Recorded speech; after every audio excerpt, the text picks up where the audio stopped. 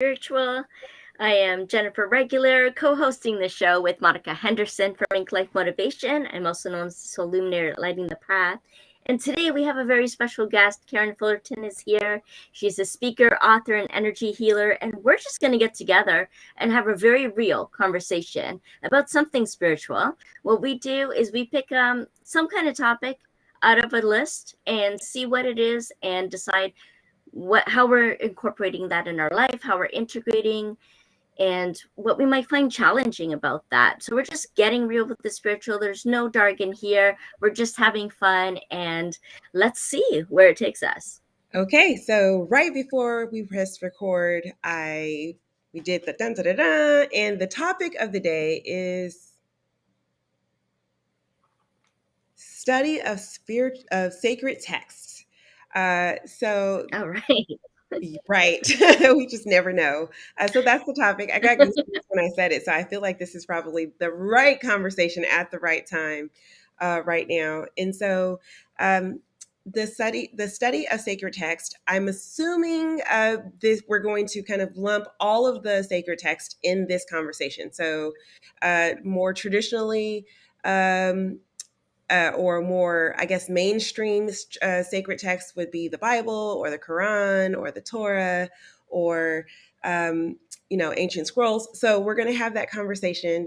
And the question that I always ask is for you, and we're going to start with our guest, Karen, today.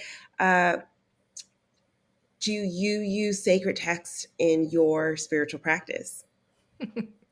When that came up, I went, oh no, because I always share, even though I started with a Catholic background as a kid from my parents, I always say I don't remember the Bible. Like I remember stories. So no, I can't quote, I don't reference the Bible. I don't reference like Psalm numbers or words or anything. So I'm like, oh no, what is this going to bring? But then, of course, intuition, or I was guided that sacred text for me is just the written word. And so when I started my spiritual journey, I went to authors and, read things that from, I guess, would be considered more new age, or from like when Doreen Virtue was a part of it and her angel information, or conversations with God, or Mary Magdalene stuff. So to me, that means a little bit different. And as an author now, I like to consider not only myself, but anybody who writes is a sacred text, because I believe it's just spiritual information being guided and shared with people who need it, which really is what I think sacred text in its foundation really is meant to do, to comfort and to guide people. Yes, love that. See, you never know where you're going to be guided in these conversations. I love it. Jennifer, what about you? Yeah, I can't say that there's any that I particularly go to all the time and like be religious about it, right? For me, I've encountered a lot of different sacred texts, and I really like what Karen shared actually about anything that's written and that speaks to us and inspires us is really a sacred text, something that we take to heart, and can put into practice and really resonate with, or even give us new ways of thinking about it. So there's a lot that's done that for me. I've read a lot of like inspirational, spiritually based books. I've also, when I think of sacred texts, you had mentioned scrolls. I remembered when I was in Nepal and I was studying Buddhism at a monastery, and then we went over to a different monastery. It's like we snuck over there. It was a really weird thing, like to sneak to another monastery. But there was a monk there and like his protege, and they had this huge skeleton key. And and it was like something out of the movies, right? Like it was an archway, ancient door, and they had this large key that they're trying to open up. They're knocking to make sure the spirits aren't in there, but we did eventually get in there. It took us a while. It's just really funny thinking about that. But it was really, because it's like satirical in the sacred sense too. But once we're in there, there's like thousands of years old scrolls of the Dharma and written in Sanskrit, and just being in the energy, even though I couldn't read a thing, we definitely couldn't touch them. But just being in that energy just felt so reverent and spiritual, and just it was like I was absorbing it in some way, So just being surrounded in all this sacred text. And then when I was studying in Indonesia, it was the Vedas, right? And so going through that and the Upanishads, and then um, yeah, like you, Karen, growing up, it was the Bible, and I never really took to that myself because I didn't find it very sacred. Like to me, it was like really fear based, and there was a lot of information that just didn't resonate with me in there, and I also found it very confusing, Mhm. and so that didn't work for me at all. So it's interesting to think about, like, what are the sacred texts? How were they used in the past? How are they used now? How is it being used in your life, Monica? Yeah, for me, I always say when the student is ready, the teacher appears, right? And I kind of feel like um, my home language, right? Like, so my home spiritual language was Christianity, and we were like extremely conservative Christians. And so we did like 4 days in church. Like, I do know the Bible backwards and forwards and forwards and backwards. I can probably still recite the books of the Bible in order because it was drilled in us in that way. Mm. Um, and so I came from a very like really hardcore kind of Christianity background. And so I do actually know a lot of the stories and scriptures and things of that sort because it was drilled in. And when I was about 18, so my mom gave us kind of the keys to the kingdom when we were 12, and she's like, your job with your spirituality, uh, I'm supposed to teach you what I know until you're 12, and then after that, it's your job to build a relationship with your creator on your own, and you need to do the search, and you need to do the work to kind of build that relationship. And so Christianity and the way that it was being indoctrinated in me at the time just didn't feel organic to, like, it wasn't my soul's language, right? It was the language that I was brought up in, but it didn't feel like the language that I needed to hear, that I needed to speak. And so I did like what any poor broke college student would do. I went into Borders bookstore and I sat in the religion section and I read the books and then put them back on the shelf because I couldn't afford to buy any of them. And I did this kind of like tour day religion on those sacred texts and realized that, well, they're all kind of saying the same thing, right? Like they're all essentially like what they're trying to achieve, right, with this sacred text conversation is less about the specifics of like this particular story and how these facts are historical and this is exactly how it went down and you have to follow this to a T. But essentially what they were all asking us to do is to live in extreme respect. And I say extreme because I think most of us don't we say we respect things, but do we really respect, right? Like, do we really kind of have that like respectful relationship with everything?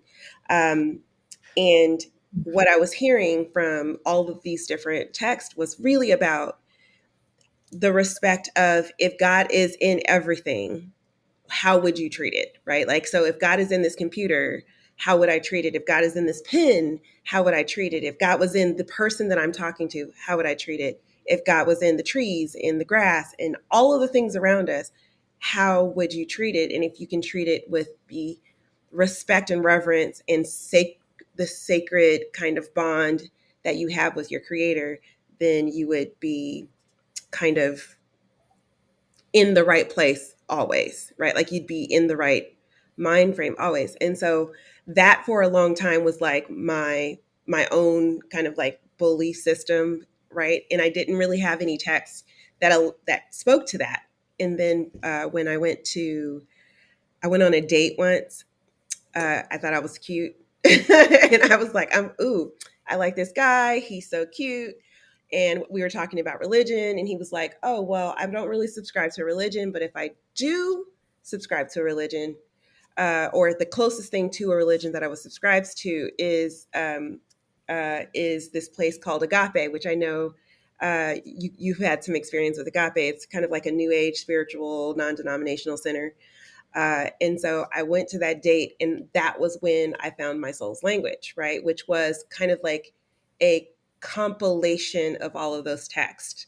And their bookstore became my sacred bookstore, right? Because there was so many different ways that I could engage with texts, and it wasn't just the Bible. But the funniest part is the more I engaged with the other texts, the more I understood the Bible better, right? The more I understood what the intentions were behind it, the more I was able to interpret it better. And so my sacred text journey kind of was like all over the place. And in the end, I was able to kind of like pull it all together and realize that it's more like this.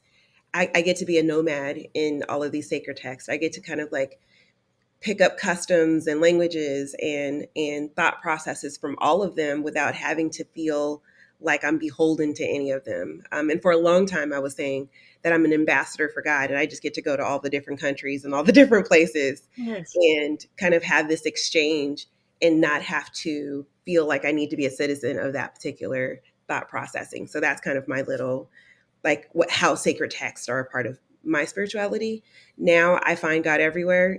So from a post on Facebook to a where someone just kind of puts a very really cool thought, pensive thought for me to kind of like reflect inward on, or kind of like having storybooks, like fictional stories that kind of like remind me of my spirituality and remind me of my connection to everything around me and that deeper respect that I found.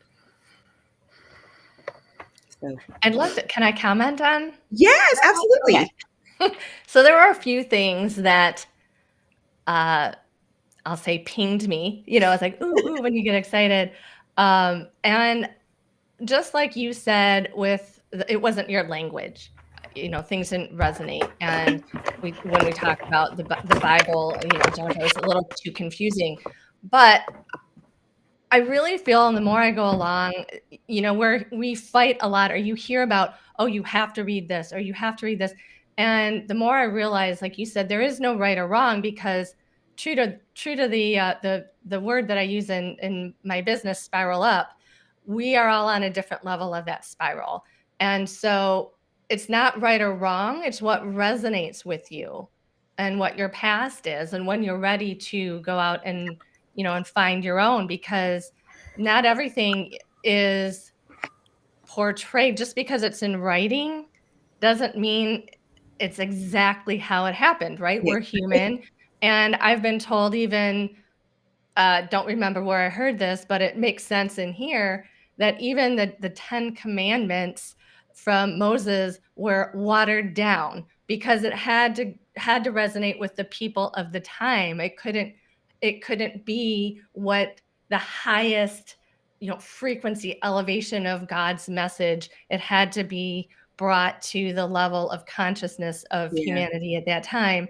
And then even with books, I live in Florida, and I don't get involved in politics really on purpose, but our governor, is sanctioning books and rewriting history where teachers can't talk about slavery at all, or white men owning. I mean, it's so, how humanity and just time, as we go on, things get lost, things get rewritten. Even there are parts of the original letters or Bibles from women that are nowhere to be found Right. from times of that. So I believe what you did in finding your own path and finding your own language is really what we're all meant to do. And just like poetry, you can read a poem and everyone can resonate differently with that word, or have an idea of what that could be about, because it is a little cryptic. You have to Mhm. use your imagination. And I feel like that is what we're meant to do with what we read. How does it resonate in here, not in here, or out of dogma Mhm. or fear based? Because to me, if we're talking spirituality, it's all love. Right. So if you're doing something out of fear, to me that is out of alignment.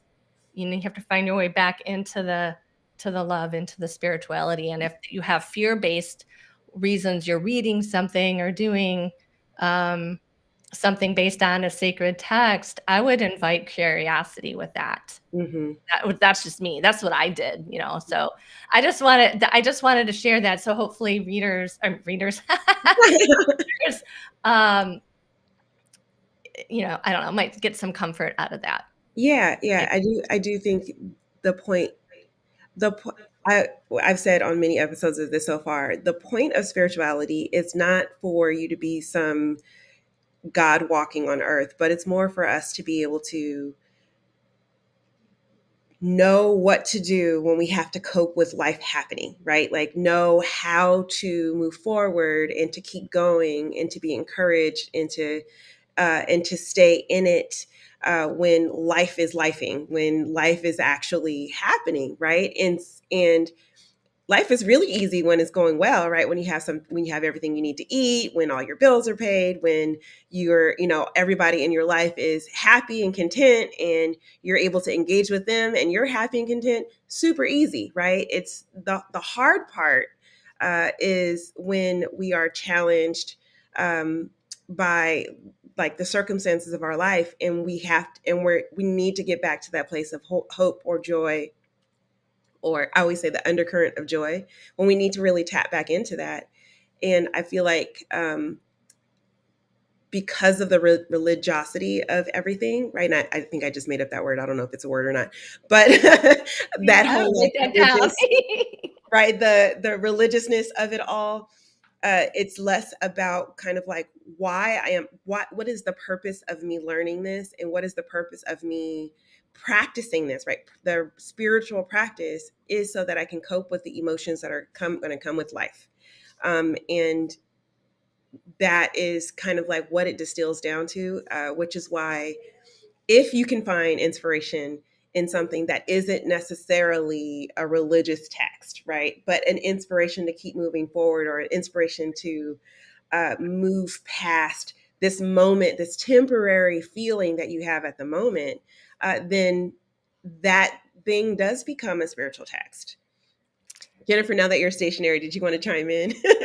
Yeah, I'm interested because I'm thinking about not all sacred texts are text. I have a really strong kinship with Native spirituality, for example, and the indigenous teachings and how they differ from nation to nation, but the core teachings are there. And I love how, like Karen was talking about, how I feel around that, how I connect to that, what resonates for me, what speaks to me and helps me decide who I want to be, how I want to be, and be able to live my life in a respectful way, in a connected way, in a spiritual way. And so most of those traditions and teachings are given orally, right? There's Mm, storytellers that go from place to place, and they're hosted, and I remember sitting around elders and just listening to the teaching. So it wasn't that we were studying or reading any particular text, but we were listening to the stories and the teachings in the oral tradition.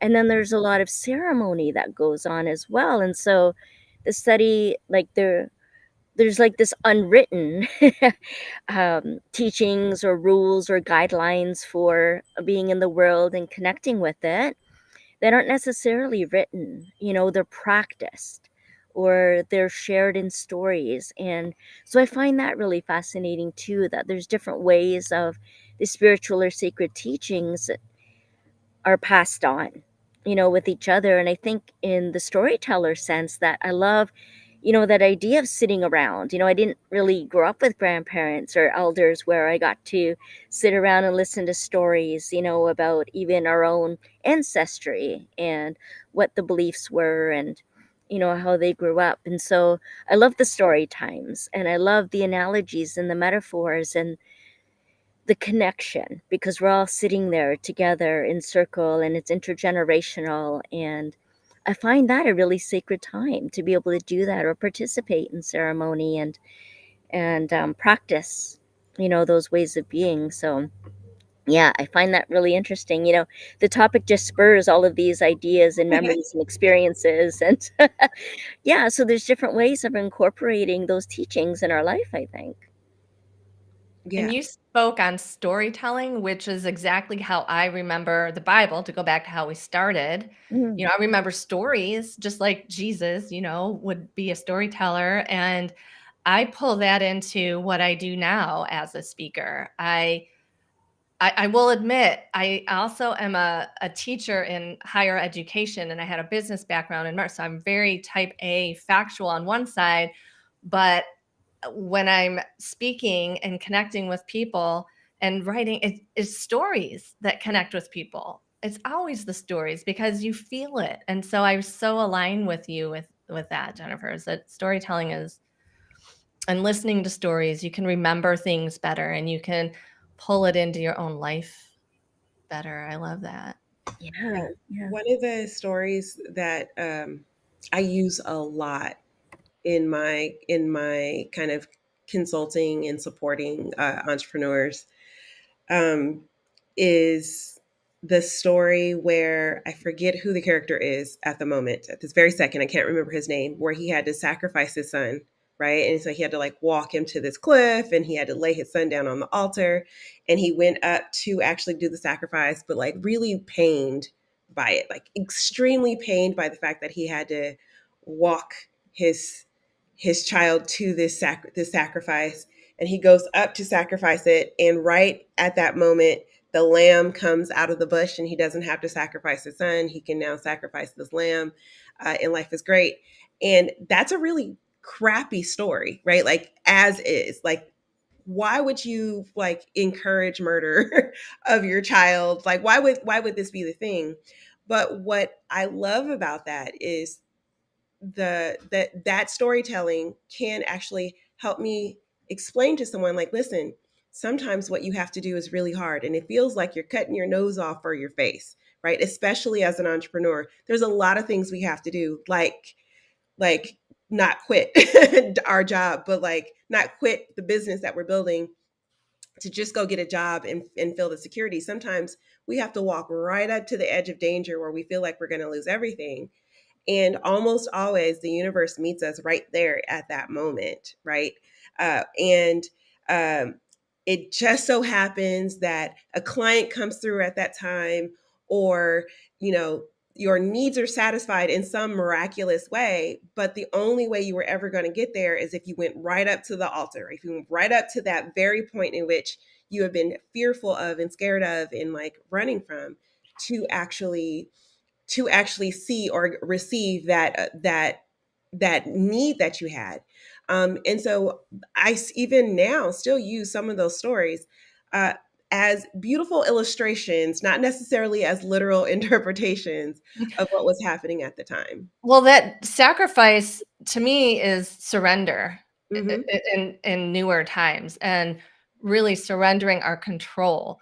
That's a lot of, especially women, Mm-hmm. who had to fight and control over generations to get what they needed. They wanted to set boundaries to be, their authentic selves. It's hard to release control. And Mm-hmm. I believe, like, your sacrifice, okay, I'm sacrificing my son in today's terms is, okay, I'm surrendering. And I will share one story that I had right before I got married. I was engaged. I was living with my in-laws at the time for 6 months in between. Don't have to go into that whole story. I had left my job, couldn't find a job. I felt smothered. And I went on this interview, and it was already 2 months after the interview. And I remember taking a shower. I had no clothes on. I was in my room at the time, and I was sobbing. I was crying. And I remember like this, like, total surrender. Like, oh, I don't know what to do. God, just help me, whatever way that is. I just remember this feeling. And I joke not, 5 seconds later, so still had no clothes on, my phone rang and I got a job offer from that uh, one I went on 2 months ago. So I had to sound happy. I'm like, okay. And so to me, that was a lesson. It Yeah. was a very much intended. And people say, oh, that's coincidence. Well, no, I literally surrendered to, like, okay, what is it that you want me to do? And then something came up. Yeah. So I love that you brought that up, that surrender. And Yeah. yeah. So, okay, so we're wrapping up and we're at the end, and I know you have a hard stop really soon here. So, the last question, I guess, to finish this conversation or to close the conversation is, what's one tip or one advice that you have for someone when they are trying to include sacred text in their spiritual practice? Me first? Yes, you first.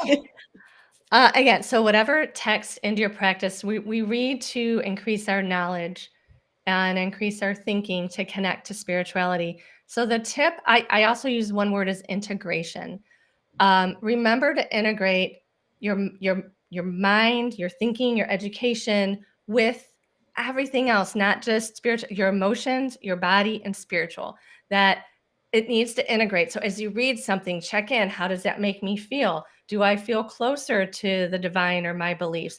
And start to really ask yourself questions and integrate and find the balance within yourself and your energy, because I truly believe that our emotions are our spirit's language. So even as we educate ourselves in mindfulness and text to bring in knowledge, it all goes back to how do we feel about that? What do we have to learn to bring us closer to God, source, universe, whatever resonates with you? Love that. Love that. Jennifer, did you have a final tip? Yeah, you know what? I really love reading something inspirational every morning. I always reach over, there's some book that I'm into that inspires me. And I also like cosmic energy, so I read the Cosmic Energy Report as well. But I also want to give the tip that sometimes it's your own words, your own affirmations, your own guiding principles. That's something I also practice. I read what I've written as like an affirmation or intention or sankalpa for the day. And just even reading that's sacred text, that's a way of incorporating that. So just get inspired. And sometimes that's even through your own words. Yeah. And I guess my final tip would be to don't forget that the practice is for real life, but also in real life, go back to your practice, right? So the reason why we try to do things on a regular basis, right? We're told to go to Bible studies or to sacred ceremonies or to read your scripture every day or however it's been said to you. Um, is so that you can practice for when you actually are going through something, that you continue that activity. Regardless of whether it's a good day or a bad day, regardless of whether or not you are on cloud nine and everything is great or things are crap and everything in between, try to maintain your practice all the way through. The whole point is for this to be able to help you ride the waves so that you can tap into your undercurrent of joy. So with that, this was a great conversation. Thank you so much, Karen, for being Yeah. on and having this Yes, Can I conversation. thank you, make a Karen. shameless plug or just to show something since we're talking about texts? Yes, absolutely. Quick. I was actually going to give you an opportunity to give us a shameless plug, so go Well, for I it. just, I had it on my desk. I'm like, ooh, we're talking about text. So this is self-published. I did a children's picture book, and it's Wow. about a spider. So we don't often, think of spiders as like your children book worthy. But why I say bring this up with sacred, it's about teaching self-worth. Mm. Um, and it's yellow because of the yellow chakra and our self-worth. So something like this, and like you mentioned, in everything you do, find what is, if this were God, how would I treat this book? So everything we do and every lesson, even my goal is to help children. Um, I do say I lean toward little girls. My whole platform is helping women, just because we have so much more to go through and more generational uh, trauma and things to heal in our life. But that something like this could be a text that could be sacred between you and a child to help them know their self-worth. So that goes back to the teachings and the storytelling. It's through Mhm. storytelling. So Yes. anyway, I just wanted to share that. It's available. It's called Clara's Conundrum. I have all my links on my website, which is just my name. And if anyone's interested too, they can reach out that way or find it on Amazon.